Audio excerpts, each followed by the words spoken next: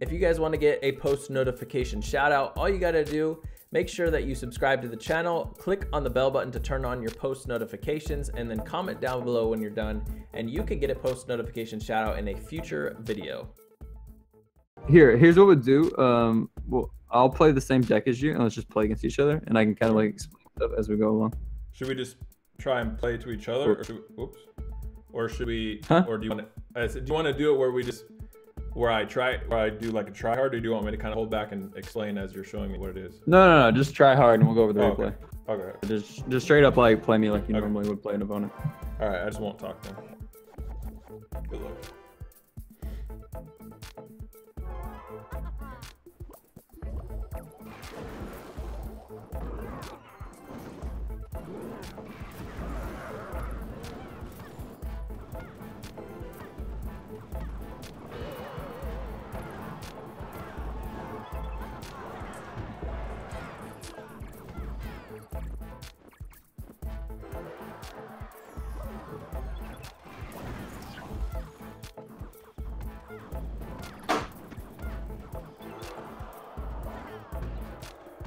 Shows that but good.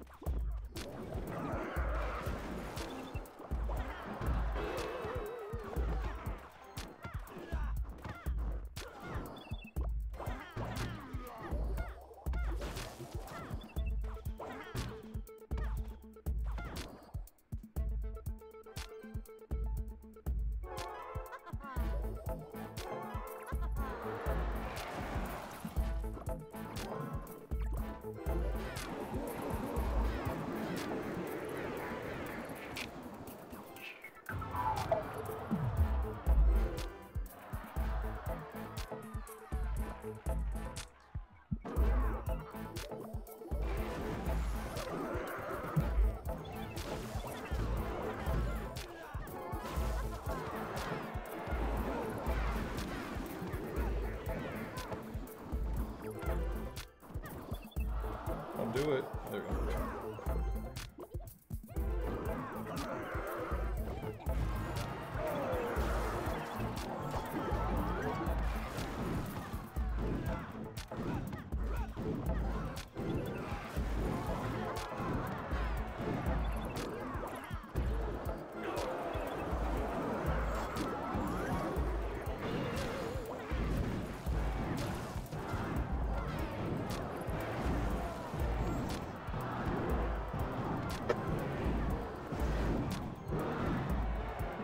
All right, GG. GG's. So now we'll go over the replay and explain like what happened, why I won. What either of us. I didn't play perfect either. I haven't played that deck in a while, but whatever either of us could have done better. Sure. Okay. So I'll press watch. Huh? Oh. I was just saying, I kept getting screwed in the beginning because you had Night Witch to start building a push and I didn't have anything, so I had to keep pushing the lane. But ideally, I would have. I think that was fine because what happened. I think it was fine because when I played Night Witch at the back, I didn't have a counter, so I ended up I had to cycle. I mean, that's something you can do too. Like if you watch me, is I realized that my hand is absolutely terrible. So instead of playing.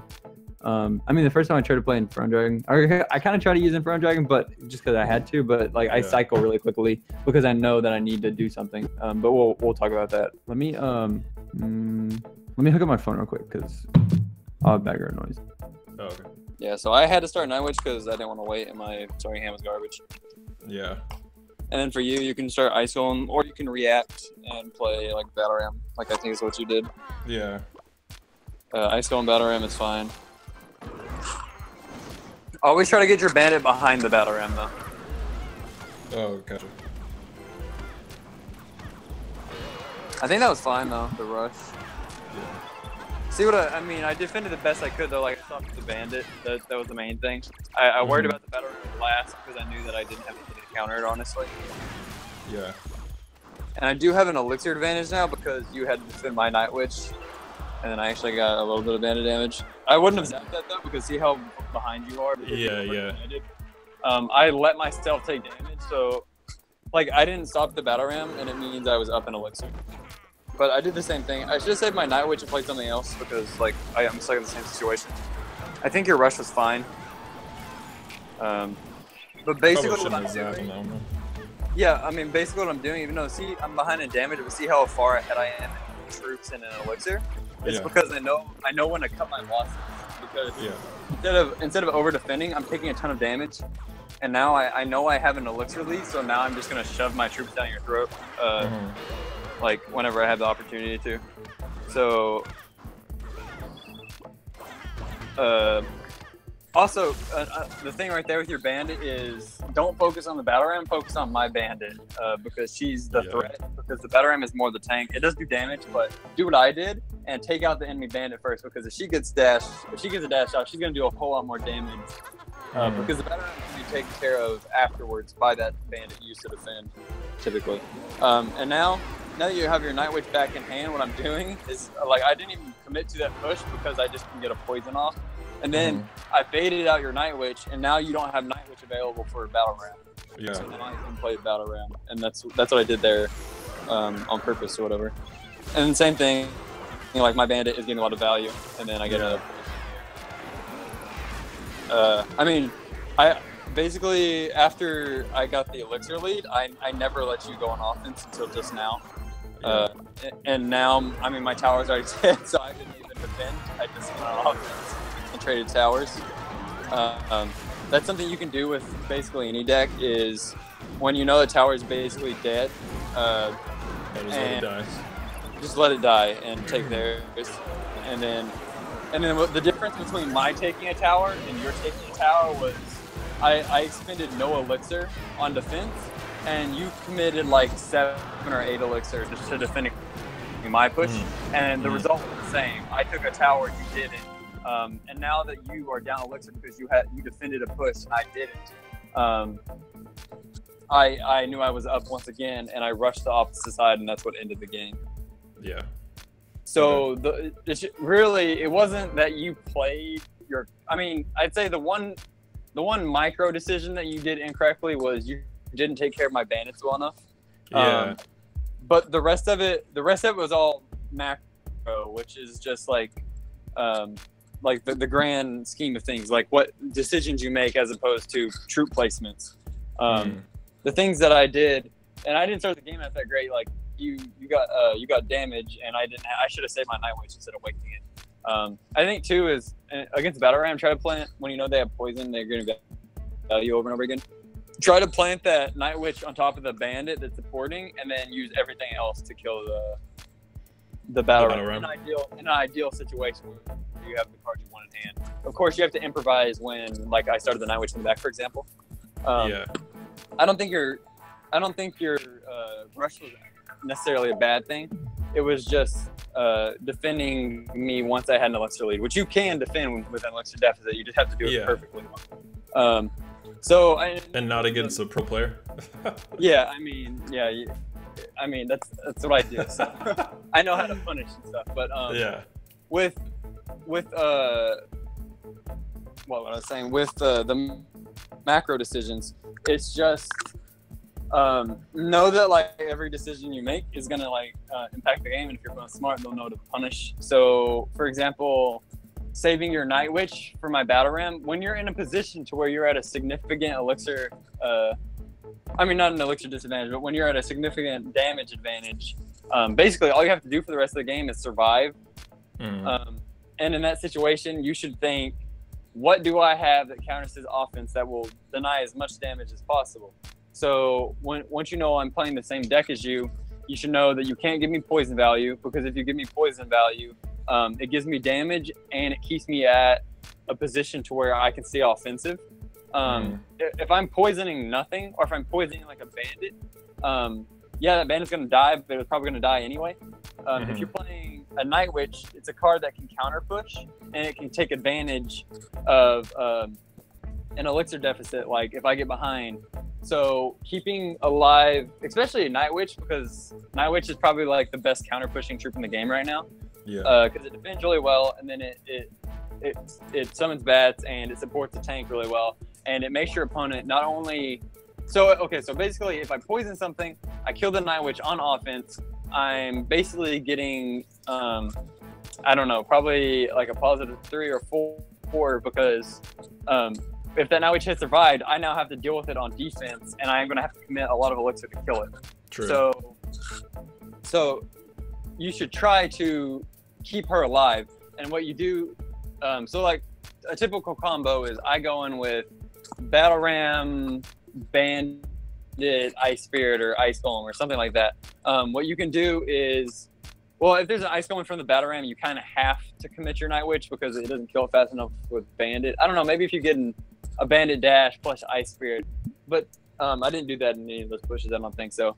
Typically, you want to do like Ice Spirit Bandit on the Battle Ram to take it out, and then the Night Witch will kill my Bandit at the bridge. It'll be out of poison, and it'll go and help kill the barbs, and then you can counter push. So that's an example of a defense that would work effectively. And other stuff is just kind of what we talked about already is make sure that you don't overcommit or on defense or offense, which is easier said than done. But like when I traded towers, for example, if you had maybe gone in a lot less, I think I don't. Did you support with just an Ice Spirit, or did you put in like a Bandit or something too? I think it was just for which push? Finishing off my tower on the left side.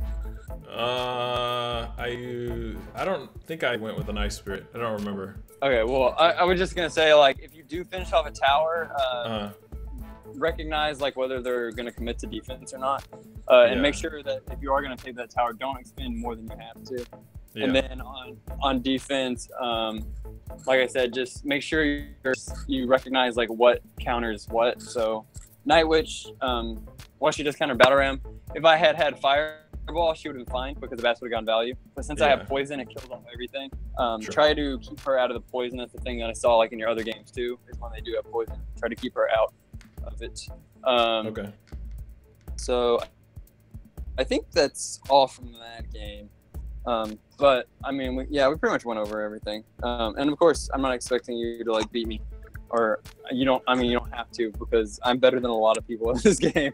So it's not a bad thing that you lost or anything. So no, it just makes usually. So if I lose, it just makes me. I'm probably one of the most competitive people. I know you are, obviously too, because you are a competitive person, player, whatever. But it just makes me evaluate and try harder in order to beat them the next time. Yeah, no, that's good for sure. And at the beginning, you were doing really well. Like, it was punishing. I mean, I knew I was up in elixir, and but that being said, an elixir advantage doesn't always translate to damage. Like, if you'd been able to defend a little bit more effectively, I think really just dealing with the Bandit was a problem you had in that match.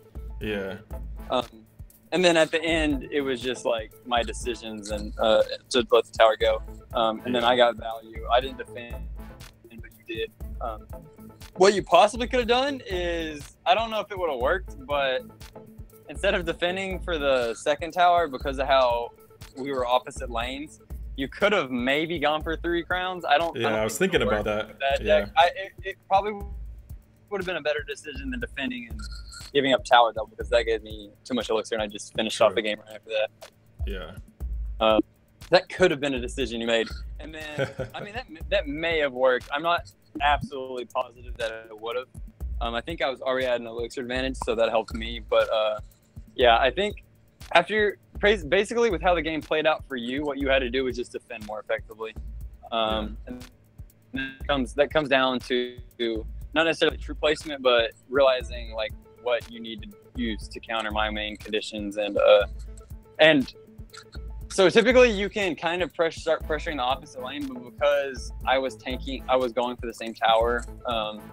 The tower that you had basically already taken wasn't the lane I was pushing. I was pushing the one that was my second tower, and I was at an advantage, so you couldn't really push into me. So you didn't really have a chance to go on offense. But it just came down to defense, I guess. So yeah. You want to just Yeah, do if one it's more over, battle? too, that's fine. Yeah, you wanna play the mirror match again or what? Why don't we just both pick Or do you- whatever decks or do we you want to pick? You just want to play what? something? Okay, sure. Okay. Yeah, I'm done. What were you gonna say? Oh, I didn't know if you wanted to play like a grand challenge and have me spectate, or if you wanted to do a battle against me. So I was gonna ask. Oh, gotcha. Yeah, so we'll just do that. We'll play The whatever. competitive person in me can't let you just like win and then. Oh, yeah? Not that I'm expecting to win, but you know we can't just do one. Yeah, you no, know. I'm down. All right, let me see which deck I want to use here. I'm ready. I'll go with this one. All right. Good luck. Good luck.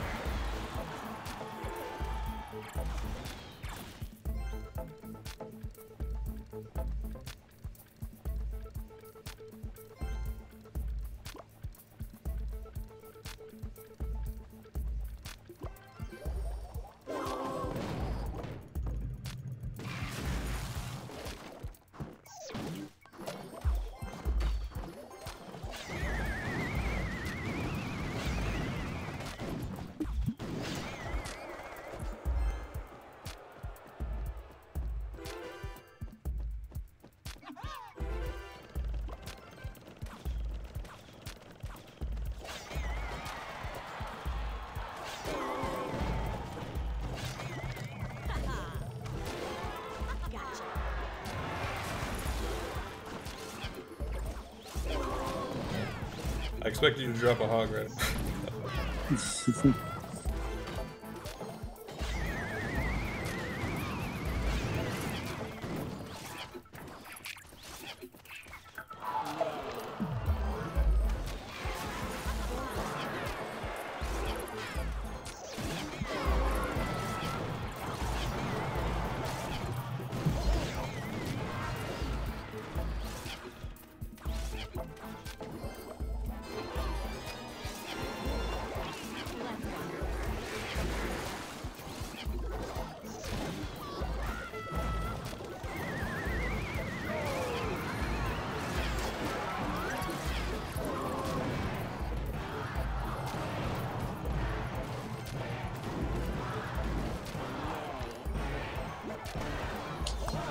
GG's.